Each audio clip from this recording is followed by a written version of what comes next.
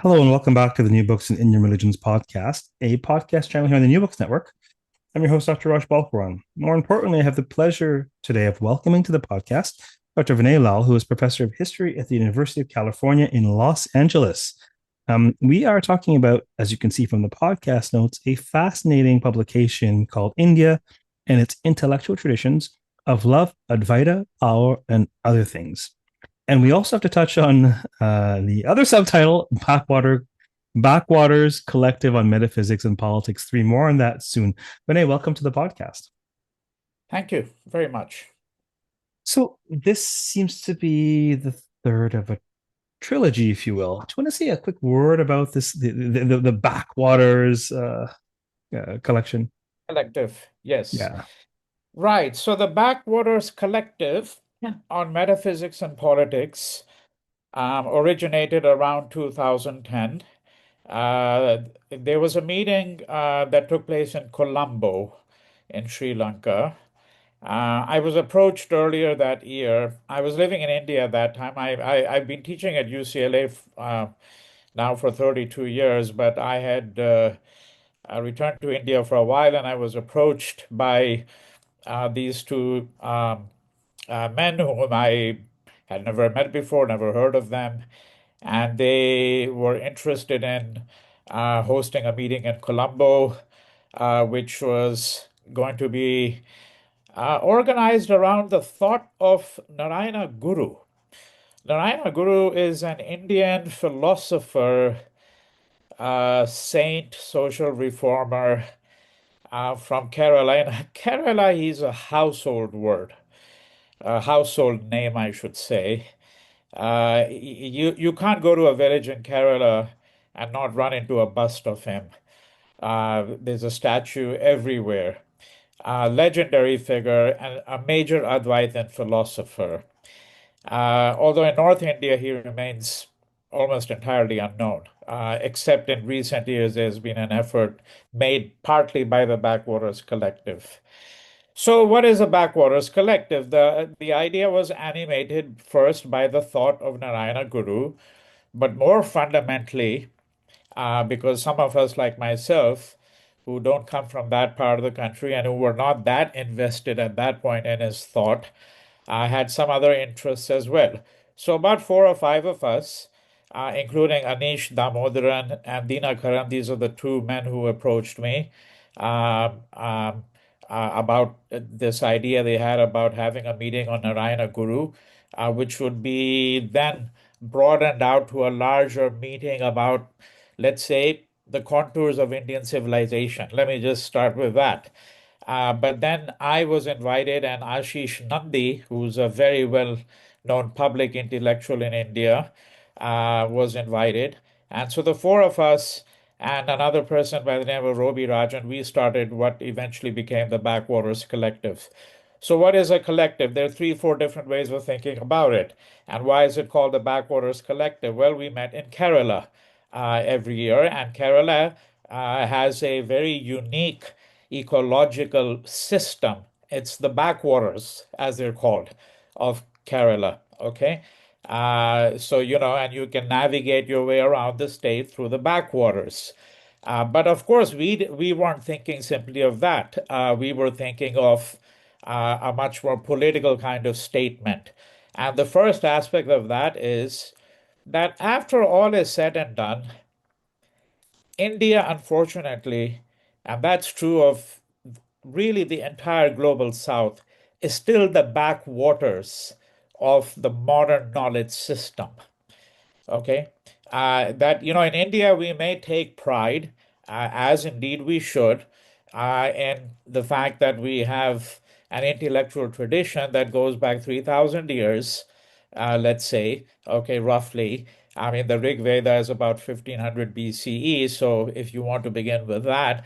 But we know that there were mathematicians and astronomers and an enormously rich tradition of philosophical thinking, works of grammar, etc., etc. But after all is said and done, as I said, if you look at, let's say, the work done in the social sciences, much of what is done in India, if not nearly all of it, is borrowed lock, stock, and barrel from the West. The conceptual ideas all come from there. So we were being ironical when we said backwaters. The idea is that the backwaters, i.e., India, doesn't generate anything. Okay. Yes, it sends its computer scientists to the West, right? But you know what they say, and I'm not saying I necessarily subscribe to the view that the innovation is still being done in America, not anywhere else, etc. But we had a very different way of thinking about it. We were being ironical in that sense, but we were also suggesting that, well, actually, the backwaters is far more than what people think it is. All right.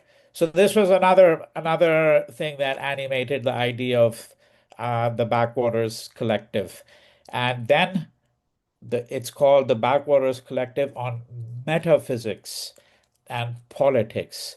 And so now this is crucial because metaphysics, which is a way of a branch of philosophy, if you want to call it, but it's formally speaking, as is logic, let's say, or epistemology or ethics. But metaphysics has really, in a way, receded in the background. So if you look at, let's say, the tradition of philosophy in the Anglo-American sphere. Okay, it's what's called analytic philosophy. So you get philosophy of logic, philosophy of mind. Metaphysics is really the speculation about the nature of being. It's a metaphysics is that domain of philosophy which looks at the question of ontology, for example. So what we were interested in doing was to try to bring metaphysics back into the political sphere and to have, so to speak, politics and metaphysics in conversation with each other. And by politics, we don't mean, incidentally, at all things like party politics or psephology, which party won how many votes in such and such election. This is of no interest to us at all. We are interested in politics as in the phrase, the politics of knowledge system. What is it? What are the underlying assumptions that undergird, for example, a knowledge system, right? So this was partly what went into play when we came up with this idea of the Backwaters Collective of Metaphysics and Politics. And then we met annually after that first meeting in Colombo. We met annually in Kochi from 2011 until COVID struck. There was only 1 year when a meeting was not held. I think that was 2014 or thereabouts. But we met annually in the summer at a hotel over 4 days of intense discussion. And out of the collective emerged three books. I'm the founding editor of that series of books, and I've edited all three of the books. The first one was called India and the Unthinkable. The second one is India and its Indian civilizational futures. And this is the third one here, India and its intellectual tradition, is a book that you mentioned. So that's really the background. And I'll add one more thing very briefly, because it's a different way of putting a light on what this collective is about. How do we use the intellectual, cultural, and spiritual resources of Indian civilization to think about the world, to think about even contemporary issues? Okay. So, in other words, we're not interested simply in the idea that you take the teachings of Narayana Guru or you take the Upanishads or the Bhagavad Gita and simply read these as some kind of religious texts. Uh, I hasten to add, it's not that we're looking for the relevance of these texts. Um, they're texts uh, which never date. Just as I think it would be foolish to speak about the relevance of the Buddha. I mean, how can he not be, quote, relevant at any point, right? So Buddhism, in that sense, philosophically, is too lofty an idea to just disappear like that. And so it's not so much the relevance, but it's rather about how do we think about the world through the categories produced by Indian civilization, right? So that's what the Backwaters Collective on Metaphysics and Politics seeks to Yes, do. certainly that's a compelling and growing methodology in certain circles, anyhow, to not just understand Indic intellectual uh, traditions, Indic thought as an object of study, but as a lens through which to make sense of the world, to understand various issues such as political science, as you say. Most would call that the relevance because they don't realize that these texts are relevant. You may well realize that they're ever relevant, but um, for many audiences, it's eye opening to actually understand that these texts are relevant. And in terms of the background on the backwaters, it seems to me it's fitting that the metaphysical lotus does grow in the swamp, so to speak. In terms of this work in particular, Indian intellectual traditions, what is the overall gist or enterprise? What is the main thrust of this? Well, all right. So, the volumes that have come out, including this one, are not in that sense thematic. Okay, I want to underscore that because if the reader turns to this particular volume, there are a dozen papers in there, a little more than a dozen, including my introduction. We're talking about 14 papers in all, and they're on in some ways on you could say vastly different subjects, but there are some certain unifying themes in a way. But as I said, that volume is not thematic. So, for example, there are three papers which are on Ambedkar. There are um, two papers on Ambedkar, three papers on Narayana Guru. Then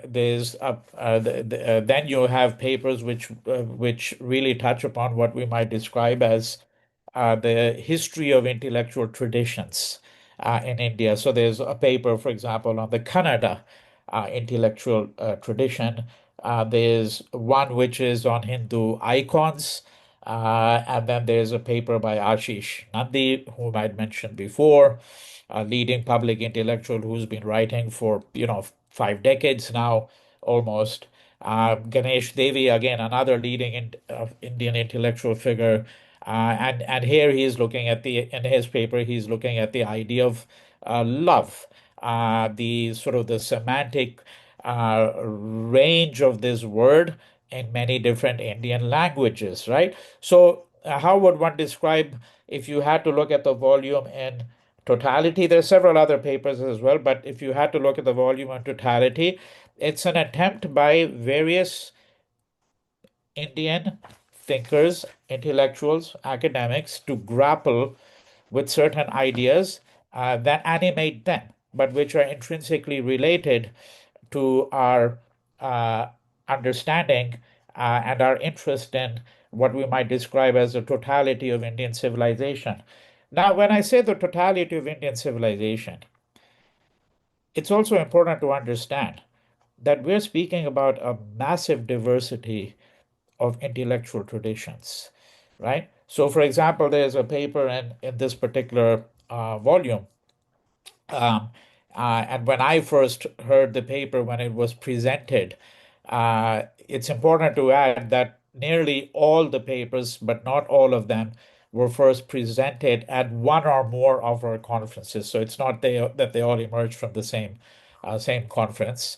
But this particular paper was presented at the conference. This is by Milind Vakankar, who teaches in Delhi.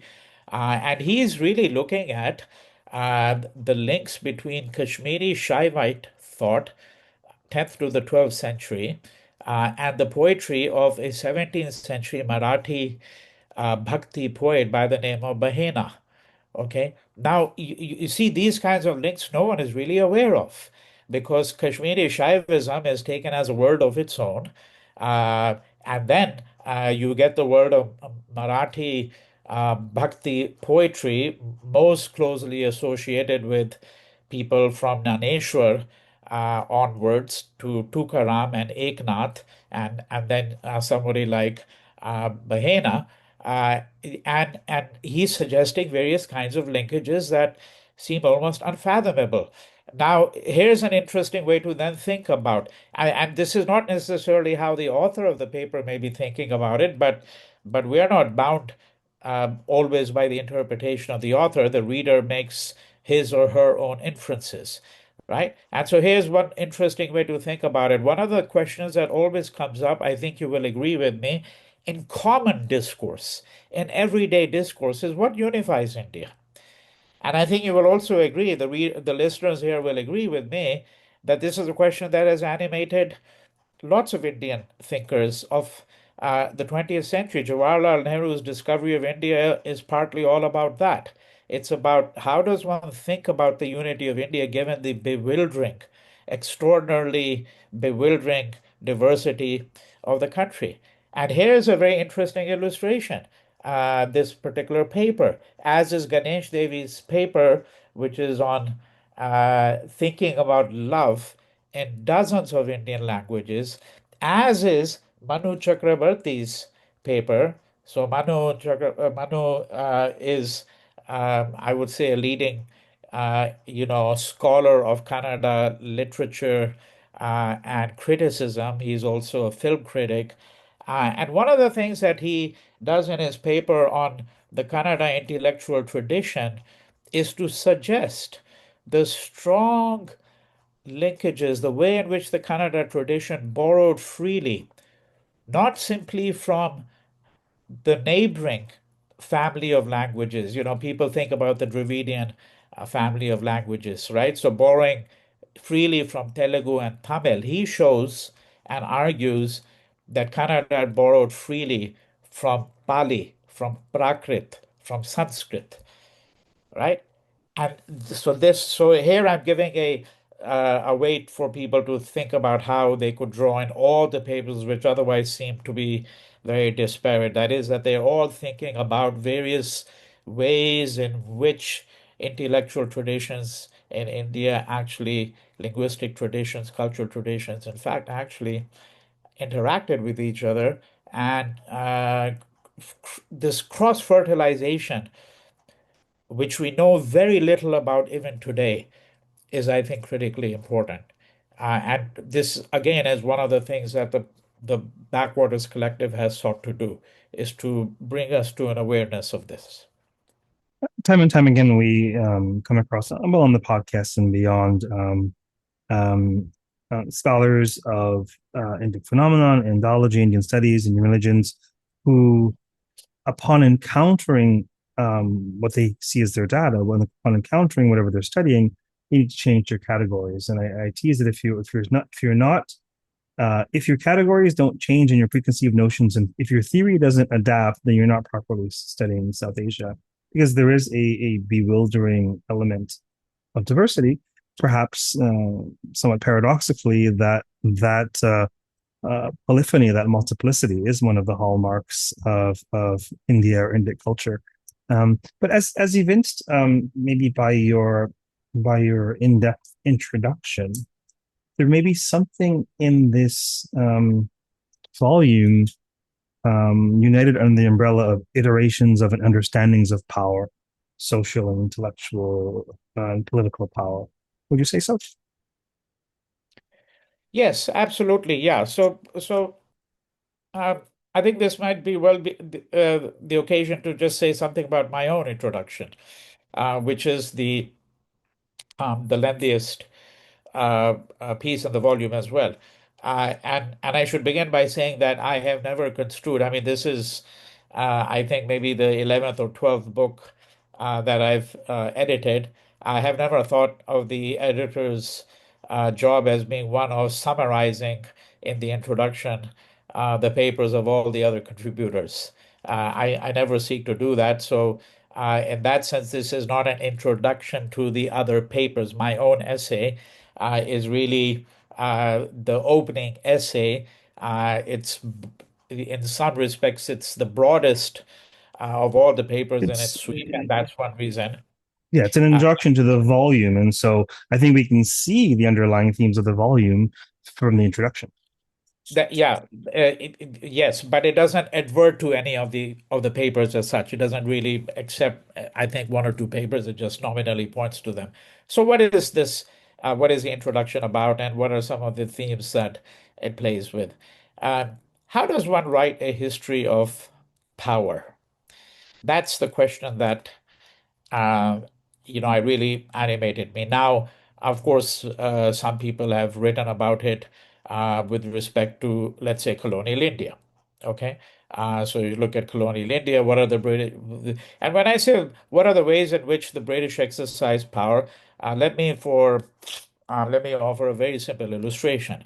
Um, in colonial India, early part of the 20th century, but of course one can go back to the 19th century as well. The colonial state would hold a darbar. You can say, of course, that the tradition of the darbar goes back to earlier sovereigns, and the Mughal emperor would hold a darbar.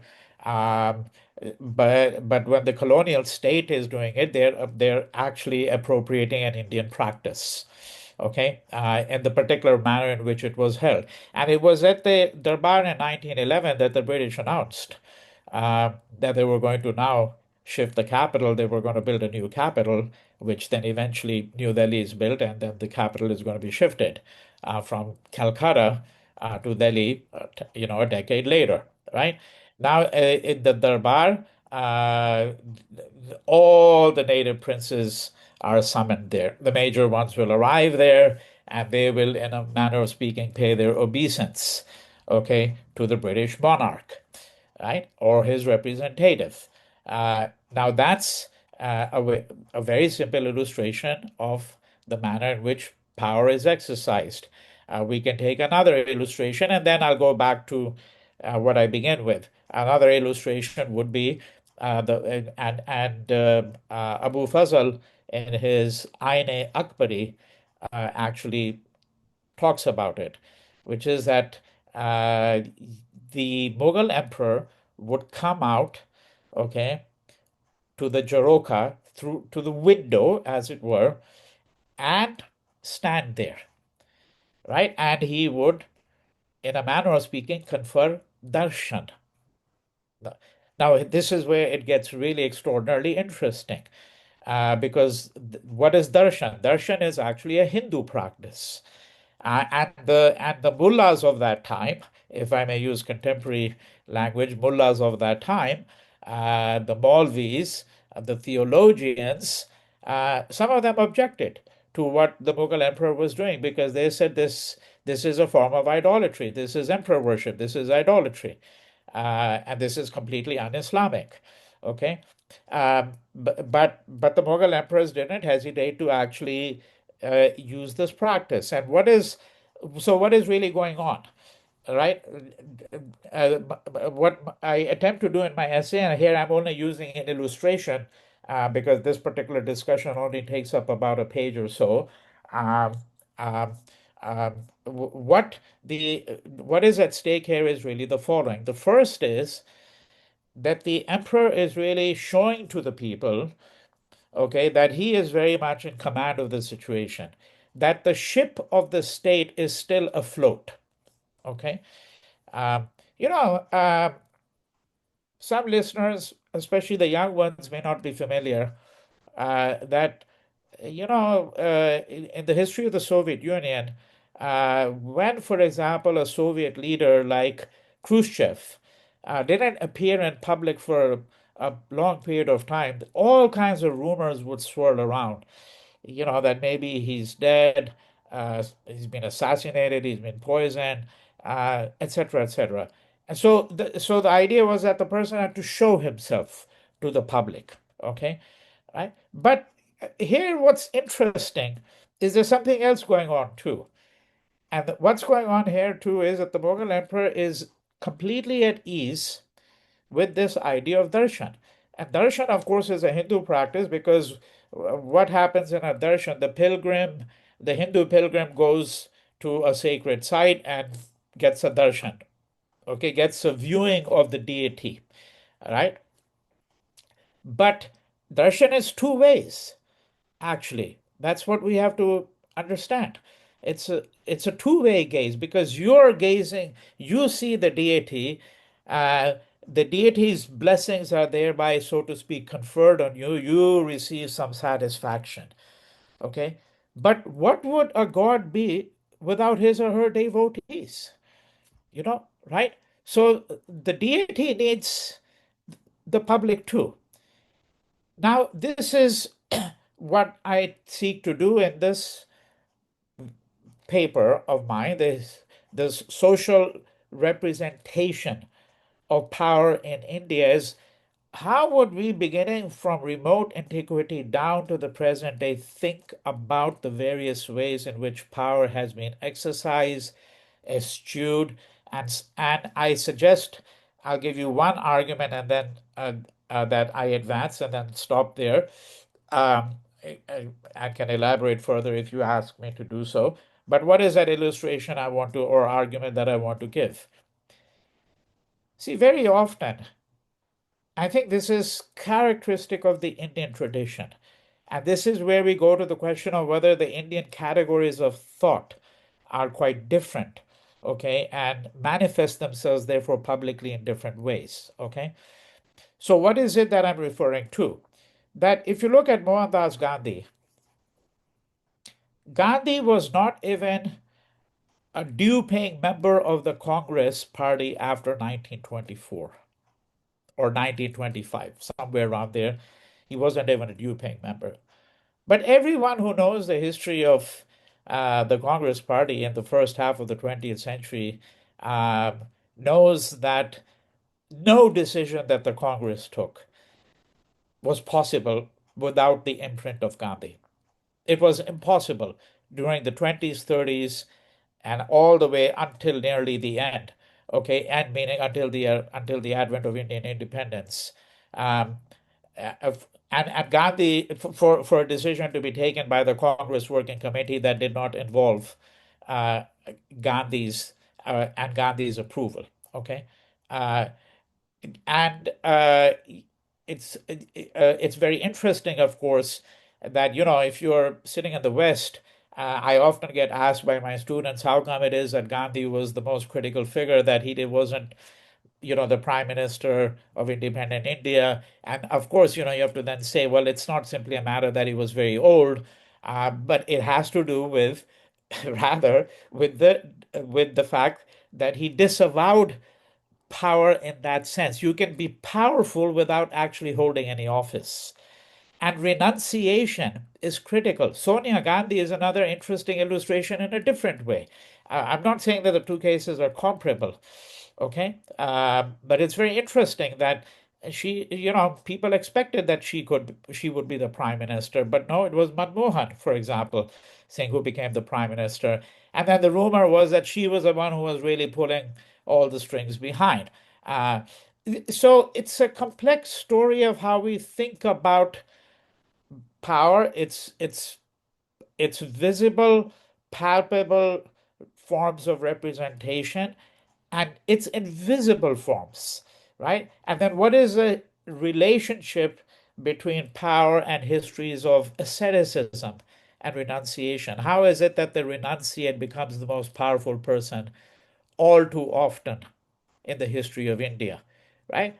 So these are some of the kinds of questions that are taken up in this long essay here. It's a way for us to think about India through different histories, through different categories, through different ways of imagining certain kinds of commonplace questions, such as what is power? Yeah, the figure of Gandhi is an intriguing one on a number of levels, clearly, and what he accomplished by virtue of his skills and training and the time in which his circumstance. And this idea of this tension between the ascetic and the king, or the tensions at the heart of the Indic world. It seems to me I often think about this as sort of the dharmic double helix that interlaces worldly and otherworldly concerns. Perhaps, mind you, I as a specialist, I live in the realm of narrative. Sanskrit narrative primarily, but he's an extraordinary figure in this regard. Um, so let's drill down a bit on some of what I think are the many things that you accomplish or aim at in the introduction. Would you say that it's overarchingly after a reclamation of particular swaths or modes of understandings of Indic thought, or would you say it is aimed at a disruption of perhaps a Western hegemony on systems of power and understandings of that thought? You know how or both. I mean, I don't want to confine you in any way. Yeah. No, it is both, right? So let's go back to a a, a point that you started with the question of categories, and let's go back to the history of power, but take it in a very different way because now we'll be able to see both things, which is a history of Indic thought in fragments, because one could obviously write a multi-volume history of the exercise of power, right? Um, um, um, but here's a interesting way to think about it, and I suspect that what I'm going to say is going to sound very unusual to people who think they're conversant in the Indian tradition. So take the figure of the Kshatriya and the Brahmin. Let's get specific for a moment. Okay. And the commonplace understanding is that the Kshatriya represents a certain kind of masculinity because who is a Kshatriya? He's the warrior. The Brahmin, in that sense, has always been viewed as quasi-feminine, okay, because he's cerebral. He doesn't have the capacity to fight. And traditionally, the history of power in India, the history of it in Western categories would be that there's a distinction between spiritual and temporal power, right? So the Brahmin wields authority in the spiritual domain, and the Kshatriya wields authority in the material domain. So the task of governance is left to the Kshatriya, the task of governance, administration, fighting, all of this, because he deals with the material realm. Uh, but his spiritual advisors are the Brahmins. Now, I want to suggest that this is a mistaken understanding of the question of masculinity, because in the Indian tradition, contrary to this reading, I want to suggest to you that real masculinity resides in the figure of the Brahmin. Why? Because the powers of ratiocination are intensely masculine in this tradition of thinking. We have to be very careful how we think about it. I'm not suggesting even remotely that there weren't women philosophers, for example, or that women can't think. Nothing of that kind. That's not the argument, of course. What I'm simply saying is that the Brahmin is a figure of restraint. The Kshatriya is a figure of capriciousness. Okay, in that sense, there's no restraint there. There can be discipline, of course, in the military sense, but it's a discipline from above. The Brahmin's discipline is from within. Okay, he has a control over the self, and so in that sense, the real notions of masculinity, a real figure of masculinity, is the Brahmin, not the Kshatriya. But if you read let's say, what is the classic text from colonial India, okay, James Todd, Annals and Antiquities, okay, of Rajasthan, a humongous work which became enormously influential in many different ways, right? And it becomes enormously influential because partly this whole idea that we have, and and the other listeners will know how many dozens of films have been made, Hindi feature films, for example, about the Kshatriyas, about their traditions of the warrior, about the Rajputs in particular, okay, and their legendary rivalries and so forth and so on. All right. Now, the interesting thing here is that this book becomes the classic work in associating the Rajputs with the notion of masculinity. And the British took it so seriously that post 1857, 1858, when the Great Rebellion took place, or the Indian Rebellion, what the colonial historians used to call the Sepoy Mutiny, once it was crushed, and India was then reorganized, so administratively reorganized in many different ways. And one of the things that they did was the British reorganized the Indian army, and they divided the army, all Indians into basically two um, categories: the martial races and the non-martial races. And among the martial races were, of course, the Rajputs. Now, Todd's work, for example, was highly influential in this, but it was highly influential in a very interesting way, which is uh, in Bengal, the other end of the country, okay, Eastern India. In Bengal, the colonial state and its officials had long argued that the Bengali is effeminate. Okay, and so in fact, in the late 19th century, a certain kind of physical culture started to develop in Bengal. Okay, that is that men started going to gymnasiums and they started to try to build up their muscles. It was kind of an attempt to issue a rejoinder to the British and say, we're not effeminate. So, but thought becomes very crucial, not simply in defining and shaping the self-identity of Rajputs themselves in Western India. He becomes This becomes a highly influential text in shaping Bengali perceptions of who they are not and who they should be, you see, and what they should be like.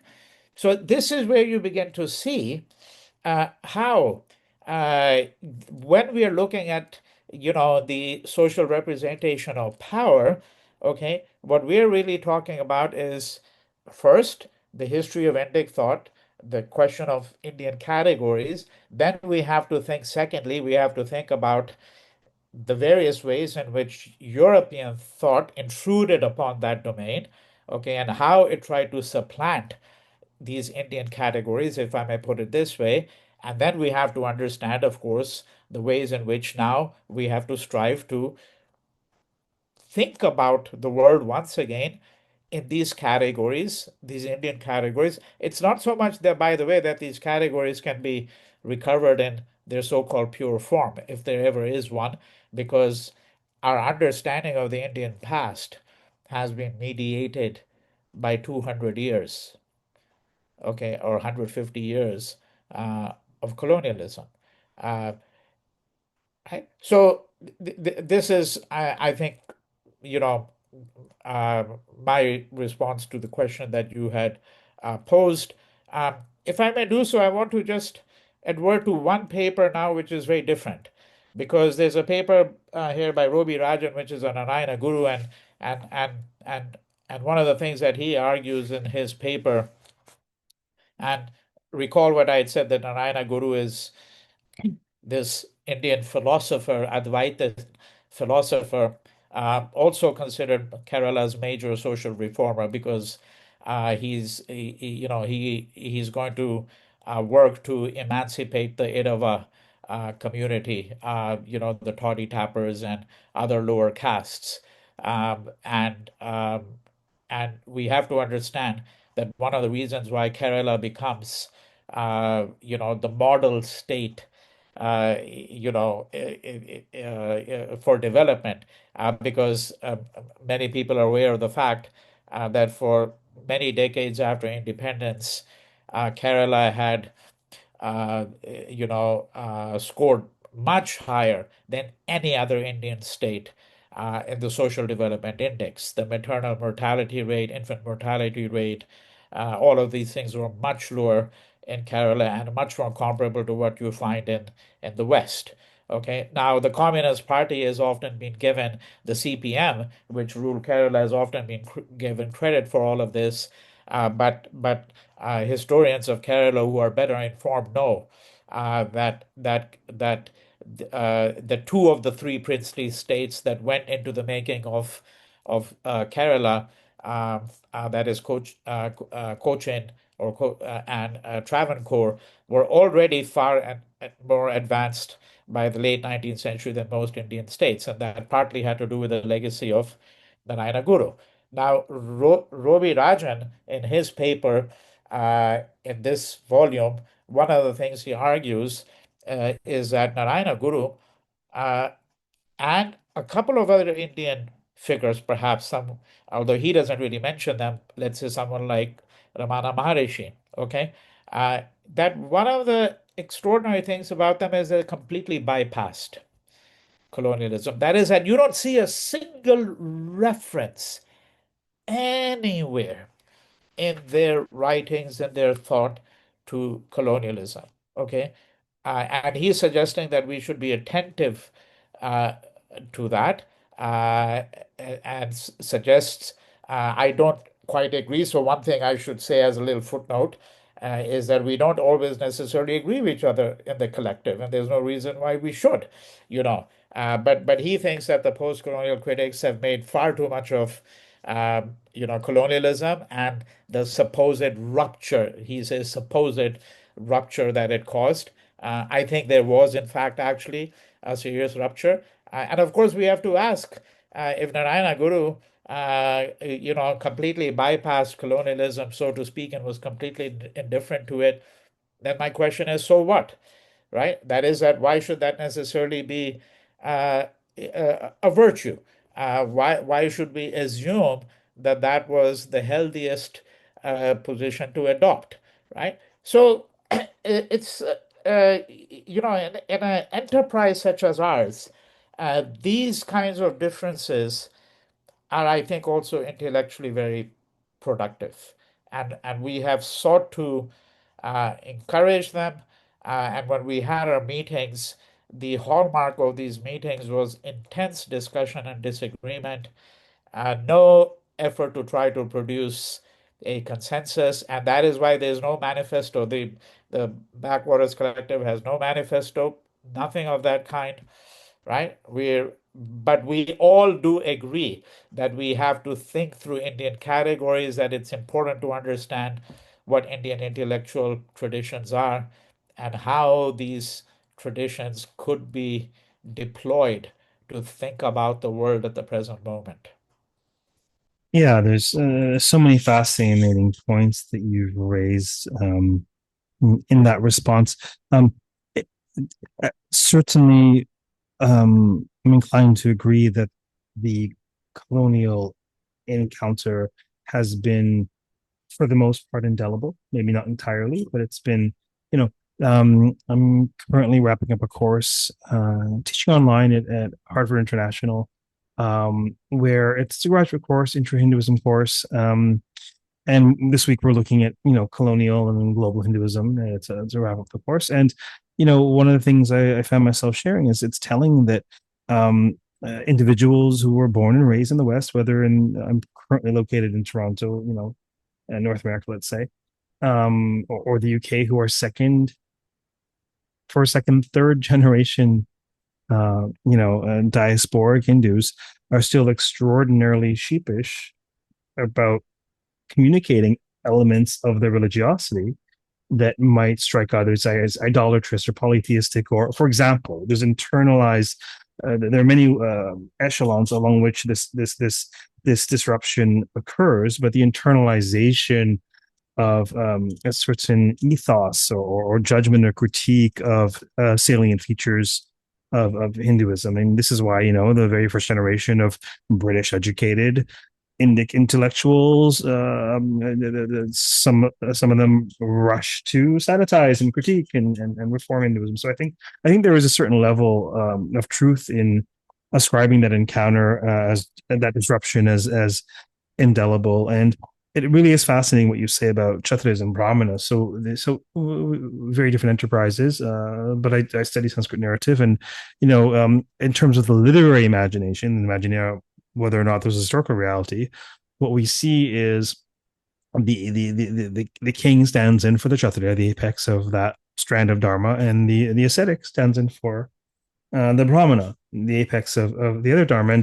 And you know, the ascetic, maybe it's prima facie passivity, but as even Gandhi is saying, this isn't passivity. It takes extraordinary strength to compose yourself and control yourself. And really, when you give in to your impulses, it's a loss of control. So the idea Yeah. that the Ubermensch, that is extraordinarily, the power is so great that the tapasya of self-control that you can literally disseminate, you can destroy someone with your shakti, your tejas alone. So this is telling us something about what true power and control looks like. Maybe prima facie passivity, but the apex of control is to be in control of your faculties. And I think there is much to be said about the trope that India or Indians or Indian men, or they're passive, they're feminine. And I think there's much to be said about categories and whether intentionally or unintentionally that have been disruptive. I think there's also an interesting part of this. We can't put the genie back in the bottle, now can we? The genie's been out for some time and has done whatever magic tricks it has felt it needed to do. Nevertheless, I think on some level, perhaps this is idealistic, but on some level, in engaging certain elements of spiritual discourse and spiritual thought, whether it's Abhinavagupta, whether it is Upanishadic teachings, whatever it is, there might be an element, perhaps potentially, in sort of spiritual echelons of discourse that seek to transcend social conditioning, whether colonized or otherwise, or maybe not. Maybe they too are filtered through the lens of what we have on the ground in terms of the post-colonial encounter. I love the fact that you all have different impassioned views and you can come together, because that makes the backwater sort of a microcosm of the very backwater or macrocosm of Indic thought, where you've got a plurality of views, and that's a feature, not a bug. Um, in terms of questions, what comes to mind is, what was this process like for you when you were looking at these very, very rich, very different, but not entirely unrelated papers, obviously. When in editing them and in engaging these views, um, was there anything that stood out to you or shifted in you, or what was that process like? Facilitating this coming together as a whole. Yes. Well, so I mean, I hesitate to use this word because it's become so cliched, but I'll do it for the sake of convenience. Sure. Uh, the conference itself is the word you'll see now is quote curated, okay, carefully. Uh, uh, there was a time when the word curated was only used apropos of art. Now it's used apropos of everything. People who invite you to, a wine tasting, the wines have been curated, the cheeses have been curated, everything has been curated now. But this the process that you're asking about goes back to the process of the conference itself, because in that sense, the volumes, really do emerge from the conferences. So there's not been a volume every year. So there are lots of papers that are not selected eventually, and even the conferences that we've held are very unusual. Certainly, I would say for India, for anywhere perhaps, because I'm not embarrassed in saying that they're held in a hotel and in luxury. We have had donors, um, um, and it's very rigorous. We begin at 9:30 every morning and go until about 8 p.m. Okay, and then it's partying after that. Okay, for several hours. Now people are handpicked for the conference.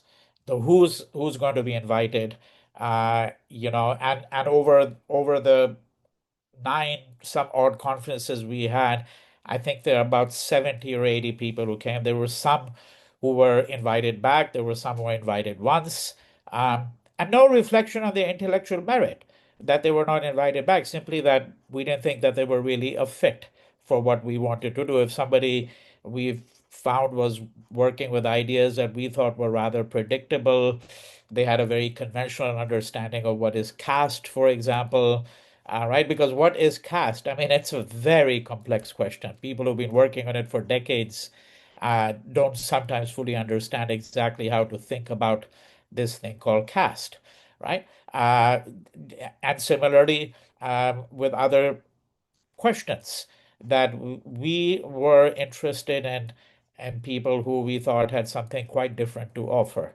Okay. I should also say one thing more. Um, However unpalatable or palatable it may be to different listeners, there is a very contemporary discourse that we actually disassociate ourselves from very strongly. And that is coming out of the Hindutva, people who've been arguing about, quote, decoloniality. Uh, I have to say, many of them write about this as though they were the first people in the world to discover this. Okay, I mean, people have been writing about in the vein of Edward Said, and even before Said. I mean, they were great intellectuals in the Afro-American, African American, and African contexts, and the Caribbean. Césaire, for example, Discourse on Colonialism. Of course, it's not theoretical in the way in which Edward Said might be, okay, but he's writing 2 decades before. And our own Ashish Nandi in The Intimate Enemy did a fantastic book, absolutely gorgeous, critically important book about this whole question of the decolonization of categories, for example. But the contemporary Hindutva discourse of decoloniality has been harnessed to power, okay, which is not what we are interested in. We are interested in the history of power, but we're not interested in the exercise of power and in assuming it for ourselves. All right.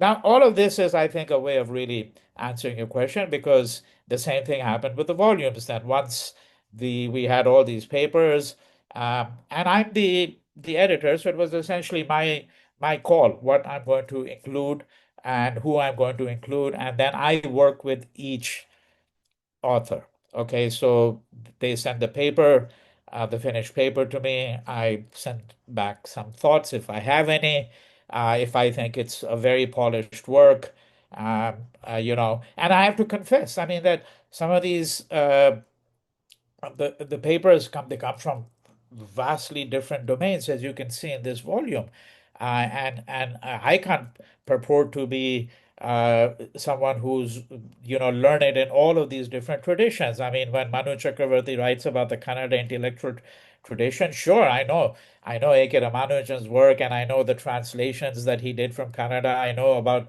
Basavana, and contemporary authors, but I don't know the whole history of that tradition. So I can only comment on what appears to me to be something that is palpably present to me from my awareness of other traditions, and that's how one poses questions. That there are very specific things that one may not be aware of, but with all these papers, basically, I work with each author, as I said, to varying degrees. In some cases, there's very little for me to say. And remember that all the papers have already gone through, if I may put it this way, a kind of a rigorous questioning in the course of the conference itself. Because typically, the way the conference is held, I think that might help listeners understand how the volume gets shaped. Our conference is very unique because we don't do these panels where everybody gets 15 minutes. No, we would have no more than five, maximum six papers a day. And each paper was allotted an hour and a half for presentation and for discussion. That's a luxury in the academic world. And this is done over a course of 3.5 days. So at most, you would have 15 to 20 papers presented, at most, usually 15. And then there would be a couple of sessions which would be roundtable discussions, uh, you know, and we also had something that is not reflected in the volumes. We had um, uh, for each conference a leading writer in India or a musician, sometimes both, who would come and join the conference. So T.M. Krishna, who is a one of the leading Carnatic musicians. We invited him. He's got an incredibly busy concert schedule. He came. He got so hooked that he came back again, and now he actually sings the compositions of Narayana Guru. And he did a concert uh, at IIC, India International Center in Delhi. 500 people. Okay, the compositions of Narayana Guru and co-sponsored by the Backwaters Collective. So I want to emphasize that the volumes are perhaps what the most tangible form in which the collective gets to be known around the world, but it's not the only way in which the collective has been trying to make its presence felt. But strictly speaking, what was a process like? When you edit a paper, you learn something about. Obviously, in a way you haven't written it, but you have to go quite deep into the paper to be able to try to fathom some of its arguments. Um, and of course, there are other aspects of editing too. Some of the people in the collective, not many, but a few. They don't come from the background of the Western Academy, for example, or English is not necessarily the first language in which they work. So some of the papers involved a bit more editing than the others did. But on the whole, everyone here is fully conversant and a master of academic English as well. So in that sense, it's been always a pleasure to work with the with my fellow contributors on all three of the books. Yeah. Yeah, that sounds like a rewarding and fascinating collaboration. One of perhaps the most admirable hallmarks of which is um, the folding in of various ideas and conversation and creative tension. Before we close for today, is there anything else about the project in general or the book in particular that you'd like to touch on? Well, I mean, I think all I'd like to do is simply reinforce this, that I think, you know, if you think about where India is located, all right, both in the world and in the academy, and it's necessary to bring, when I say the academy here, I mean it not strictly only within the university sphere. I mean in larger public intellectual spheres. Okay. Indian writing in English, for example, has been well known. Recently, you know that this year's Booker Prize went to an Indian uh, writer whose volume of short stories is a set of stories about Muslim women, okay, in Karnataka. All right. And this is really the fact that she won the International Booker Prize for this. The translation, I've read it. The translation is really gorgeous. Okay, but this is still more or less exceptional. Of course, there was Gitanjali Shree's book, a novel a few years ago, which translated by Daisy Rockwell, which also made it to the international scene. But by and large, I think people will agree with me that when people in the West, for example, or let's say in Africa, why should the West always be the reference point for us, right? In Africa, when they know Indian literature, they know the literature of Indians who are writing in English. All right. Now, I think that all of this points to the problem that I'm trying to highlight here. Okay. Both looking at India and the world, you take the contemporary crisis, okay, the contemporary set of events over Gaza, Palestine, and now Iran. Where is India's voice? It has no voice. Let's be brutal about it. Despite all the pretensions that we're a emerging world power, regional power, this and that, India's voice counts for absolutely nothing. We have to be unequivocally clear about that in these matters. Is it different in the intellectual sphere? Right?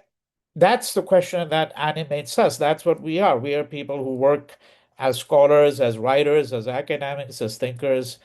I regret to say the situation is not much better. There are obviously different spheres within the domain of history itself. I'm located in a history department. I teach in a history department. The subaltern school uh, of history became crucially important, not just for reworking certain assumptions about Indian history, but it's become crucially important for Latin American history, actually. Okay. So there are domains where a difference has been made. But what's interesting is that the subaltern historians were all located, with a few exceptions, outside India. They were located in the academy originally in Australia. Okay, Ranajit Gua was in Australia. He gathered these students around him, and then England became important, and right. And of course, there were historians from India then who eventually became part of the collective. 12 volumes came out of that eventually before the whole thing folded. But I'm saying, in the larger scheme of things, you see, we have a long ways to go. You cannot go to any philosophy department in the United States, really, and expect that you're going to learn Indian philosophy.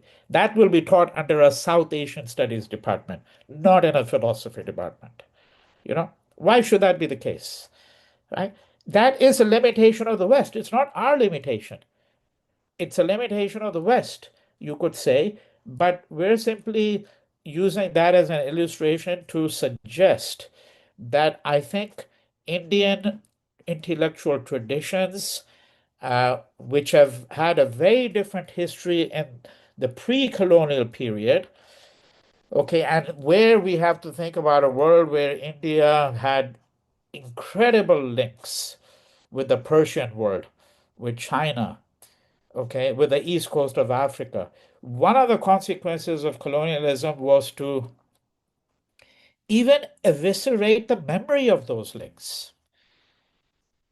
In the present discussions about Iran, everything is simply and India, everything is simply reduced to a question of whether India does or doesn't support the West with regard to Iran's nuclear ambitions. But look, Persianate civilization in India has a long history, and it's not simply the history of the Mughal courts. The courts in the Deccan,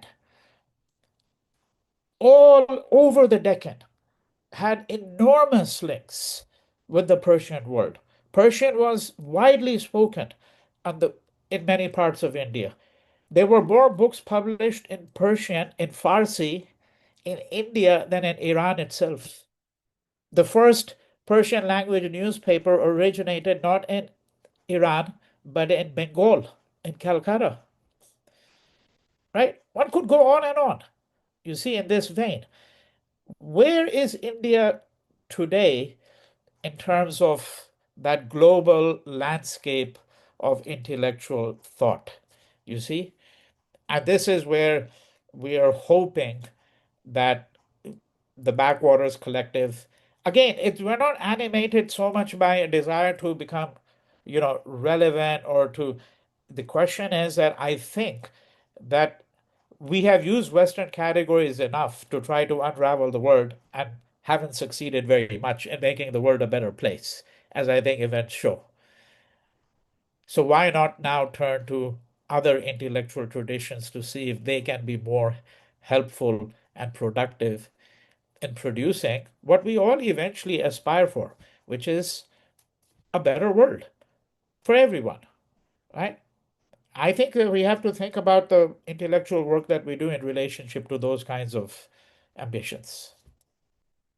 Yeah, fascinating, timely, really rich work. I mean, the volume itself features some very deep and thought-provoking papers, and the overarching thrust of the Backwaters Collective is as I think fascinating as it is needed. I mean, I've said on this podcast probably easily a dozen times that if when studying all things Indic, once theory is not somehow ameliorated or dropped or changed, when one isn't really studying all things indic, one is actually trying to peer through a particular purview, which may or may not be commensurate with the lay of the land. And so, and yeah, I totally agreed in terms of the standing of such lost histories and categories at the Western Academy, and yet there are glimmers of hope where there are many people who are taking into categories for understanding Indic phenomena in addition to their own lives,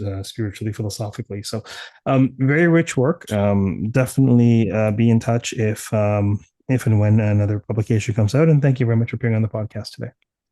My pleasure. Thank you. For those listening, we have been speaking with Dr. Vinay Lal on this really rich publication, India and its Intellectual Traditions of Love, Advaita, Power, and other things, many important things. Until next time, keep well, keep listening, keep reading, and keep contemplating categories, Indic and beyond. Take care.